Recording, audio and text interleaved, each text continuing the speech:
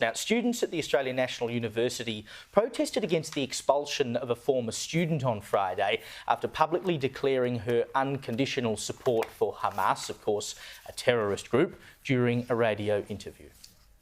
I actually say that Hamas deserve our unconditional support, not because I agree with their strategy. Absolutely. Not because I agree with their strategy. Complete disagreements with that. But the situation at hand is, if you have no hope, if you are sanctioned every day of your life, if you're told you're not allowed to drive down a road because somebody who is Israeli gets to have preference and you sit there for 12 hours, the reality of life in Palestine... That can't justify what they did in October last year. Nothing can justify what has been happening to the Palestinian people for 75 years. Oh my God. The students said on social media, quote, "While Students for Palestine does not support this student's comments on ABC radio, their expulsion sets a terrible precedent for freedom of speech and pro-Palestinian activism at ANU and other university campuses." Sorry, Carol. Sorry, I was going to say, so I should use the right pronoun, they, because that's what they use. They're getting their unconditional support. I mean, it's ironic, I think, just as the segue here, but the conflation of the crowd that insists on the right pronouns, as this student did, calls they, them,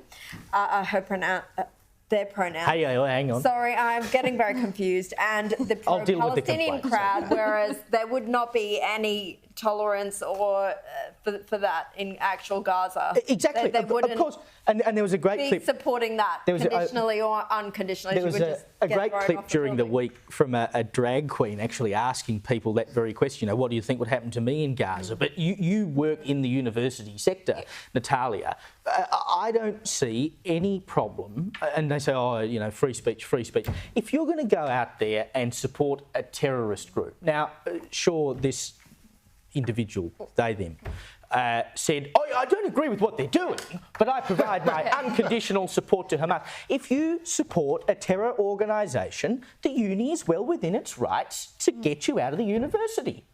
Well, the problem is broader here. It's the lack of education, a failure of actually school system. Because I've been in the university sector teaching for 14 years, and the students come out of school without knowing what Great Depression was. One student thought Trump caused it. No, so you're joking. Yeah, so do you really think they know what they're talking about? Do they know from the river to the sea which river, which sea? They don't. They don't. They're really, that I think is the actual smoking gun here, which is that the problem is not that the student said this. The problem is that the student thinks this, and that so many others mindlessly think that way. And again, I'm not entirely comfortable with people like that being removed or sacked or disenrolled or kicked off campus or whatever, because that is the exact same thing. I would be entirely comfortable as a Jewish student on that campus. Well, this is the thing. So this person identifies as a they, them, right?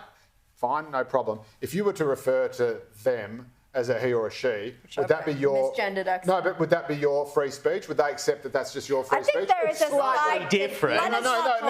Equivalence between misgendering someone and supporting a terror organisation But this is the whole thing, and this is the whole point. So suddenly these guys are all for free speech. Yes. Yep. But if you step outside their bandwidth, that's not free speech, that's hate speech, and that's not allowed. So anything I disagree with is hate speech. That's the irony. So the irony is that these people are now saying that, well, you can offer unconditional support for a terrorist organisation, and that's not free speech, that's hate speech. I actually think we need to be the ones who actually do have that matter of principle and say, no, you can say that, you're wrong, and you're a terrorist sympathiser, but you can say that, and I hope you figure out something, read a history book or whatever, and grow up to be more smart and more reasonable. But that, a sort of cancel auction, I don't think is the answer. Hard disagree, because I think it actually puts other students, namely Jewish students' lives at risk. And we have laws for a reason that might target this. And just to finish off quickly, it bells the cat on what these pro-Palestinian encampments are all about.